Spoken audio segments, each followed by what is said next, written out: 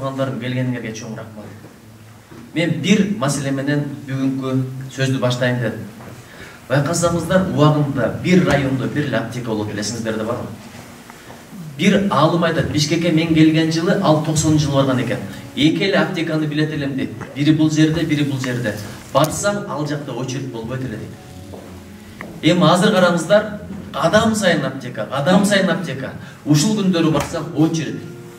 Дүкөндө кезек болбошу мүмкүн, бирок аптекада кезек. Бул эмнени айтып турат? Оору көбөйдү деген сөз. Бирөө айткан экен, оору эмнеден көбөйдү? Оорунун санын билгиң келсе дейт, дасторкондогу тамактын санын кара дейт. Мына аталар отурат, мына мен да 44-кө чыктым. Күнүгө бир убак ысык тамак ичсек ичет элек, ичпесек жок болчу. Кара нан менен, чай менен, суу менен жүрө берет элек, бирок бактылуу элек, оорубайт элек. Бул бир жагы. Экинчи жагы, азыр мен бул жакка келет жөн келген жокмун, анткени ошончо жер, ошончо 5-6 саат жүрдүк Бишкектен берчи. Ушунча убакыт жөн өтүп кетпесин деп китеп окуйн десем, бол титирейт, көзгө зыян. Анан атайын телефондон айрым аалымдардын сөздөрүн угуп келдим. Ушул суроого мен жооп таптым. Эмне үчүн оору көбөйдү дегенге. Не себептен дегенде, Калыбул атабыздын бир ыры бар экен. Кыямат жакын калганда дейт, таразадан алдашат дейт. Арам тамак жегенде айыкпас оору жармашат дейт. Мурда эмне үчүн кыйын адамдар чыккан? Эмне үчүн Жусуп Абдурахманов чыкты? Эмне үчүн Касым Тыныстанов атабыз чыкты? Эмне үчүн Баян Исакиев чыкты? Эмне үчүн Төрөкул Айтматов чыкты? Эмне үчүн Хусейн Карасаев чыкты? Эмне үчүн Исхак Разаков чыкты? Бир жөнөкөй адам мага айтып берген, алардын аталары, апалары арам берген эмес, ошон үчүн кыйын балдар чыкты деп. Ошон үчүн жокчулуктун балдары, токчулуктун балдарынын арасында мыкты чыкты. Азыр токчулуктун балдары, балдар бала маселе бале болгон заман болду. Проблемасы көп. Аркасынан ызы чуусу көп, тоз тополоңу көп. Неге дегенде арам адалдылгабай калыппыз. Бул сөздү мен бекер айткан жокмун. Шайлоо келет атат. Эң өлкөгө арам аралашкан, өлкөнүн берекесин кетирген шайтан күндөр ушул күндөр экен. 5 жыл бою бир кабар албагандар азыр нанын көтөрүп келет, тузун көтөрүп келет, акчасын көтөрүп келет, ошол арам акча. Мен министр болуп иштедим. Айына колума бир 25 000 сомдой акча тиет эле. Үй бүлөмдү багат элем Кудайга шүгүр, бирок бирөөлөргө 2000ден бергенге андай акчам жок да. Сайдыкы сайга деп коет, сунуку суга деп коет.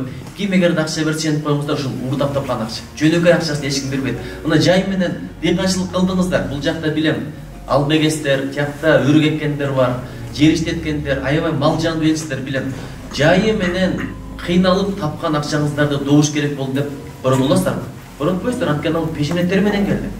Ошон үчүн биз тандагандачы акылдууларды, илимдүүлөрдү, элим жерим деп күйгөн адамдарды, жүрөгүнөн нуру, жүзүнөн нуру билинип турган балдарды тандадык.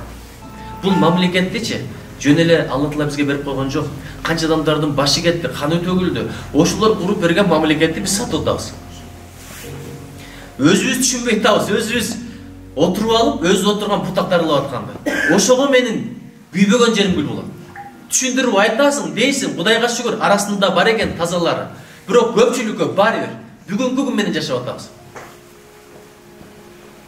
Ошентип отуруп жок кылууласак болду. Мен мурда да айттым эле. Ушул тууну кармап турам, Кыргызстандын туусун. Бир учур келет. Кудай бетин нарыгын ушинте берсек, башка бирөөнүн туусун кармап калбайлы деп. 75 жыл жашадык го, башка бирөөнүн туусун кармап.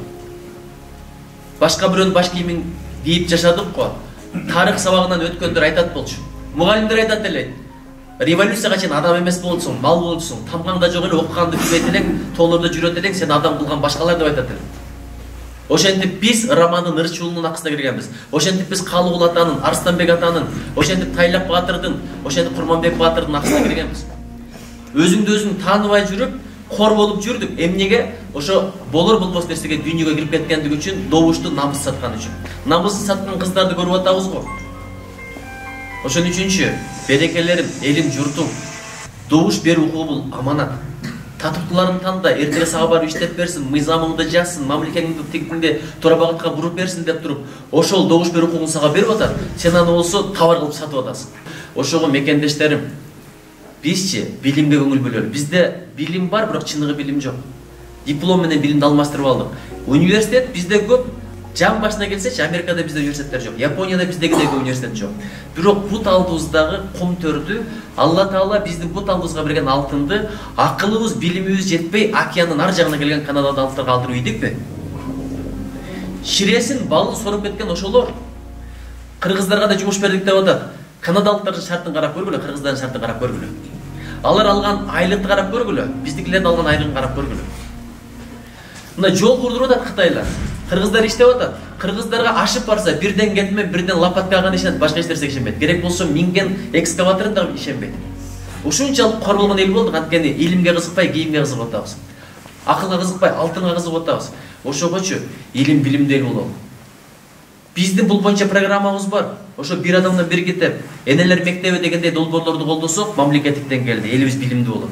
Эне бала, эне билимге кызыкпайын, бала эч качан билимге кызыкпайт экен. Ошол биздин эң негизги ишибиз. Анткени алтын күмүштүгөн өткөн, алтын күмүштү кайра акылдуу балдар табат экен. Япониянын алтын күмүшү жок, бирок акылдуулары Япониянын эң бай мамлекети кылып койду. Сингапур кичинекей эле мамлекет, бирок Россия убагында каршы сураган, СССР каршы сураган ошол мамлекетте. Ошон үчүнчү илимдүүлөр, билимдүүлөр мамлекетин куралы. Менин эң негизги ишим ушул болот. Элибизге билим керек. Айтат го, алым болсо башчысы ал элдин бактысы деп муну Жүсүп Баласаган айткан. Бирөөнү жакшы көргөндө ассаламу алейкум деп жарашасыз, туурабы? Мактанганда мындай болуп кетет анан. Жаман көргөндө мынтип көрсөтөсүң, жакшы көргөндө мынтип көрсөтөсүң. Билесиңби? Мактагандачы? Кудум ушундай да, салам айтканда, жакшы көргөндө мындай чын дилден салам айтканда да ассаламу алейкум дейсиз, туурабы? Ушунун баардыгы канча болуп атат? Ассаламу алейкум, жооп берип коесуздар мага. Ким эгерде колун көтөрбөсө иши 5 болбой калсын, ана.